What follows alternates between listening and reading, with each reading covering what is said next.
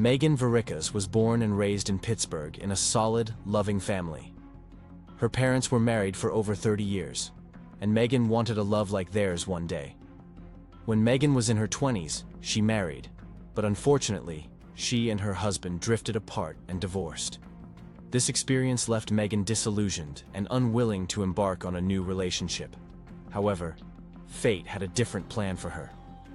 In the winter of 2014, Leon checked into a hotel downtown Pittsburgh, where Megan worked as a manager. Initially, she was not impressed by Leon's arrogance and apparent disregard for others. However, Leon's charm and persuasive tactics eventually wore down Megan's defenses. Against her better judgment, Megan decided to give Leon a chance. They started dating. Leon showered Megan with attention and affection, and she found herself falling for him. From an affluent and wealthy family, Leon attended an elite boarding school as a boy and teenager. He later became a transplant surgeon and achieved great success in his career. Like Megan, Leon faced challenges in his love life, as he was in the midst of a divorce when they first met in 2014. However, as Megan and Leon's relationship progressed, their connection deepened, and they discovered mutual attraction. Leon made Megan believe that she deserved the best that life had to offer. Eventually, Leon made the decision to move back to his hometown of Houston and asked Megan if she would be willing to accompany him. Although she loved her life in Pittsburgh, Megan was ready for this change and eager to take the next step in her relationship with Leon. Upon her arrival in Houston, Megan began looking for a job and found it working as a sales agent in a local hotel. The experience allowed her to explore a new city and develop her independence. Megan rented an apartment in Houston after she and Leon relocated there. Leon moved in with her, and shortly after, they opened a joint bank account. This step was significant for Megan. It made her feel their relationship was moving quickly. As a self-reliant woman, she initially struggled with sharing finances with someone. However, a part of her saw this as a sign of Leon's care and potential future for the two of them as a couple. When Megan met Leon's family, they instantly hit it off. Megan found herself envisioning Leon as her future husband. Despite living far away from her family and friends in Pittsburgh, Megan thrived in Houston. She made new friends and adopted a dog, which brought joy to her life. Online, Megan and Leon projected an image of the perfect relationship. They shared photos of their adventures, romantic dinners, and moments of happiness. However, what was seemingly perfect on the outside began to reveal cracks on the inside. Leon found himself unable to practice medicine in Texas, as he did not have the license to do so. This setback significantly hindered his career aspirations as a transplant surgeon. Leon felt undervalued and discouraged by the perceived demotion from being a surgeon to a mere surgeon's assistant. He refused to accept the role, finding it beneath his acquired skills and knowledge. As time went on, the strain caused by Leon's inability to practice medicine began to take a toll on their relationship. Megan, who had sacrificed her independence for their relationship, found herself feeling disillusioned and misunderstood. The cracks in their relationship grew deeper, and it became clear that their paths were diverging. While Megan still clung to hope for their shared future, Leon's unwavering dissatisfaction with his current situation made it increasingly difficult to reconcile their differences. Instead of actively looking for a job, Leon chose to rely on Megan's income to support their household. This burden placed immense pressure on Megan. With the added responsibility of breadwinner, Megan's frustration began to mount. She felt a growing resentment towards Leon as she realized she was shouldering most of the financial burden. The constant pressure of being the responsible one in their relationship took a toll on her mental and emotional well-being. In a moment of frustration and anger, Megan expressed her frustrations with Leon in front of his family. This impulsive decision turned out to be a misstep, as it only heightened tensions within the couple's relationship. Upon returning to their apartment, Leon's anger escalated, resulting in an outburst of violence that left Megan in a state of shock. Leon's violent behavior reached its peak when he tore through Megan's closet and hurled all of her clothing items off the balcony. This act of destruction left Megan feeling violated and helpless. She was unable to comprehend the situation. Over time, Leon's anger towards Megan escalated from verbal insults to physical abuse. He exhibited a pattern of behavior that included throwing the glass bottle he used to spit tobacco at Megan, humiliating her and calling her awful, demeaning names. The abuse seemed to be becoming more and more frequent, leaving Megan in a constant state of fear and anxiety. Despite the abusive behavior, Leon often expressed remorse and professed his love for Megan. He would claim that she was the only thing that brought him happiness and that he was sorry for his actions. However, these apologies were short-lived, and the cycle of abuse continued to repeat itself, leaving Megan feeling trapped and alone. On January 12, 2017, Megan returned home after a long day of work at the hotel to find Leon in a bad mood. Frustrated by some unknown reason, Leon threw a glass of wine at Megan. After enduring years of abuse, Megan had reached her breaking point. She decided to confront Leon and put an end to the toxic relationship. Megan, done with the cycle of abuse, approached Leon and told him that she was leaving him. Determined to make her escape, she packed her bag and prepared to leave. However, Leon was not about to let her go without a fight. As Megan started to walk away with her suitcase in tow, Leon stormed into the bedroom and approached her. With his hands covering her face, he tried to physically restrain her from leaving. Terrified by Leon's behavior, Megan found herself trapped. She knew the situation was escalating and had to make immediate action to escape. In desperation, Megan grabbed her dog and rushed out of the bedroom. Leon pursued her as she ran down the driveway, pulling on the car door to stop her. With determination, Megan closed the door and escaped into the vehicle. As Megan tried to drive away, Leon continued to chase her, determined to prevent her from leaving. Frustrated and angry, he threatened to break the window of the car if she didn't open it. Terrified for her safety, Megan refused to comply and continued to drive away, putting as much distance between herself and her abuser as possible. The following day, as Megan reported to work at the hotel, it was evident that she had been crying. Her concerned friends and co-workers noticed the change in her demeanor and approached her seeking answers. When prodded, she broke down into tears and spoke about the abuse she had been experiencing at Leon's hands. Megan's friends and co-workers were shocked to hear the truth about her situation. Throughout the day, Leon kept contacting Megan through various means, sending her erratic messages. In some of the messages, he would profess his love and express his remorse, indicating his desire to propose. However, Leon would abruptly declare that he was done with her and others. As the day progressed, Megan grew tired of Leon's constant badgering and requested that he leave her alone. However, to her dismay, she discovered that he had drained their bank account. Upon returning home to their shattered apartment, Megan was horrified to discover all her furniture was gone. Fortunately, she had managed to reach home before Leon had the chance to dispose of her clothes and personal possessions. Megan quickly headed to the police station to file a report against Leon, accusing him of assault. She also applied for a protective order, but the process took some time. Several days later, as Megan was leaving her apartment for work, she glanced in her rearview mirror and saw Leon behind her, panic-stricken. She sped through the city, trying to lose him. However, Leon was determined to keep following her. He cut Megan off, forcing her to stop abruptly. Leon got out of his car, and as he approached Megan, telling her she was making a mistake for leaving him, she swerved her car and managed to escape. Leon's actions were so disruptive that the hotel she worked at banned him from the property. However, Leon's determination to pursue Megan led him to outside the building, causing unease among her colleagues and friends. One of Megan's friends took it upon themselves to confront Leon, chasing him across the street and yelling at him to leave Megan alone. The harassment continued, and Leon's persistence ultimately led to his arrest for assault. However, he was out of jail the very next day. Despite legal consequences, Leon's behavior did not deter him.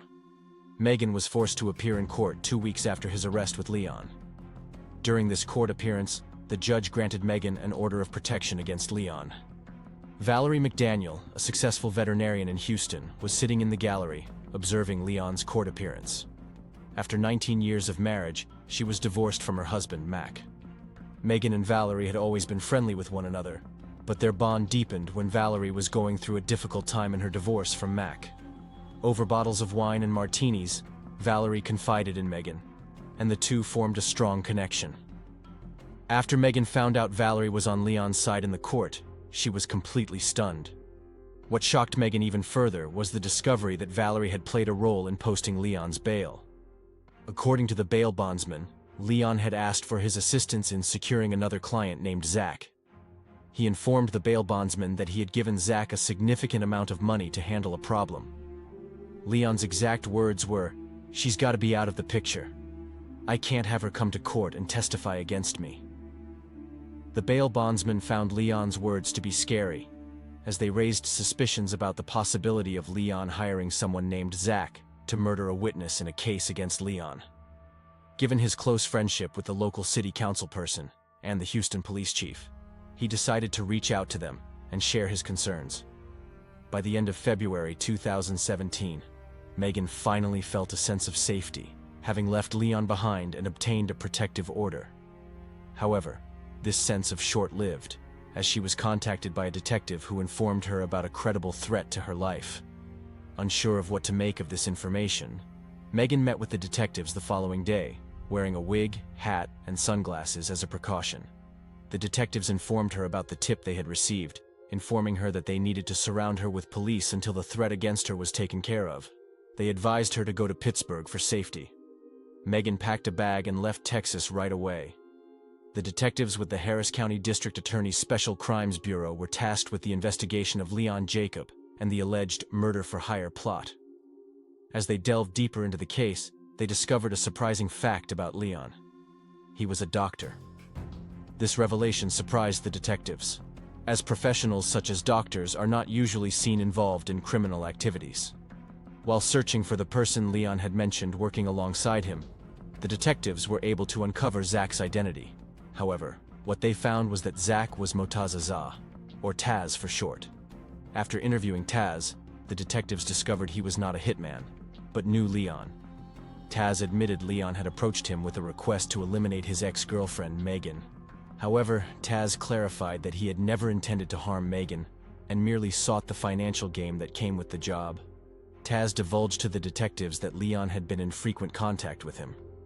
As Leon was still insistent on having the job completed, the detectives then approached Taz with an offer to work with them to capture Leon, and Taz agreed to aid in the effort. With Taz's cooperation, the detectives were closer to bringing Leon to justice. Their efforts were focused on apprehending Leon and preventing any danger to Megan, while also ensuring the safety of everyone involved in the investigation. Leon and Valerie met Taz several days later at a local Olive Garden. They were accompanied by a man named Adam, who was introduced to them as a potential hitman. Little did Leon and Valerie know that Adam was actually an undercover police officer. During their conversation, Leon mentioned some ideas about how to take out his ex-girlfriend, Megan. One of his suggestions was to have the hitman give her a lethal injection of potassium chloride, which would stop her heart. Leon believed this method would be untraceable, making it less likely that the police would suspect foul play. Leon also divulged that Valerie, a veterinarian, had access to this drug through her clinic, and suggested that Valerie could provide it to the hitman, making it easier for him to carry out his plan. Leon made it clear that Megan was not the only person he wanted out of the picture. He had additional targets in mind, and seemed eager to involve Taz and Adam in his schemes. According to Leon, Valerie's ex-husband Mac was the worst person he had ever met. Leon expressed his desire to eliminate Mac as well. Valerie approached Adam, the undercover officer, and confided in him about her situation. She told him Mac was planning to take her daughter away. Detectives working on the case approached Megan and Mac and asked them to participate in a fake abduction and murder. Their objective was to create a staged crime scene and take photos so the undercover officer could show Leon and Valerie. Reluctantly, Megan and Mac agreed to cooperate. In order to make Mac appear as though he had been executed inside his car, the detectives covered him in pig's blood. Recognizing Leon's profession as a doctor, the detectives took extra measure to ensure Mac's appearance was as convincing as possible. They carefully staged his scenario to make it appear as if he had suffered a fatal gunshot wound to the head. Meanwhile, the detectives opted for a kidnapping scenario for Megan's situation. They zip-tied her hands and feet, securing her tightly, and covered her mouth with duct tape. Throughout this process, Megan became increasingly panicked and cried, realizing the man she intended to spend her life with had paid someone to murder her. The staged situation became all too real for her, as she realized she was now a pawn in the detective's plan to catch Leon and get him arrested. After the staged photos, Adam, the undercover officer, texted and called Leon to inform him that he had taken care of Mac. He then proceeded to show Leon the images he had captured. The undercover officer then revealed that Megan had been kidnapped, but unfortunately, there was no reason with her. Further, the undercover officer expressed that Megan was unwilling to leave the state and stop pursuing charges against Leon. As a result, the undercover officer concluded that he would have to kill her in order to resolve the situation. Several hours later, the police arrived at Valerie's apartment with their body cam footage rolling. The officers informed Valerie, who was there with Leon, that they were there to tell her that her ex-husband Mac had been killed. However, the officers knew it was all part of a ruse, and Mac was safe. After the officers told Valerie and Leon the news, they tried to feign surprise. Without prompting, Leon said he and Valerie had been home with Valerie's daughter all day, providing an alibi even though no one questioned him. Leon's statement seemed rehearsed and suspicious. Leon and Valerie were arrested for solicitation to commit capital murder. The officers who arrested the couple revealed that Mac and Megan had not been killed and were both alive and well.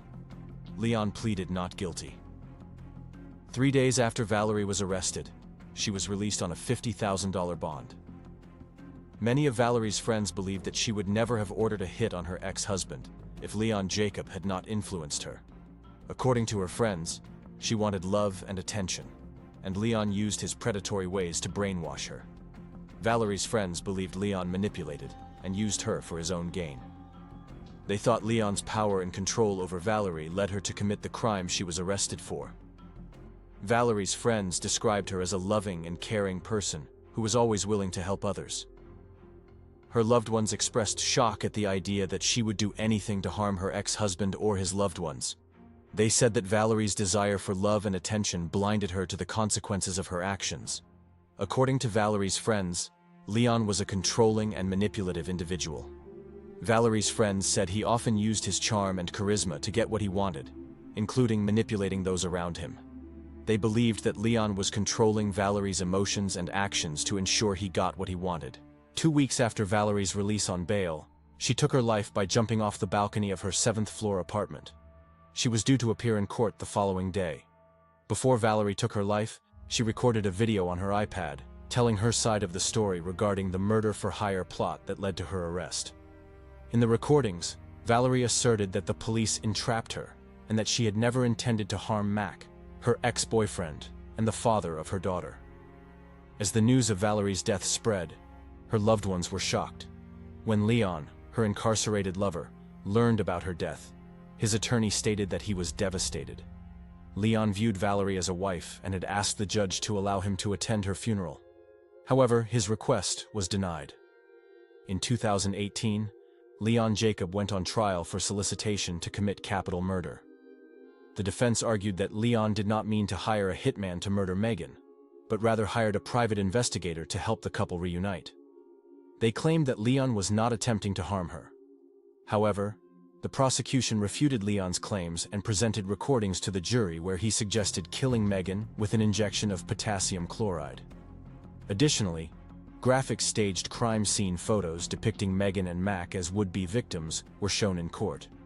Ultimately, Leon was found guilty of 2 counts of solicitation to commit capital murder. He was sentenced to life in prison in order to pay a fine of $10,000.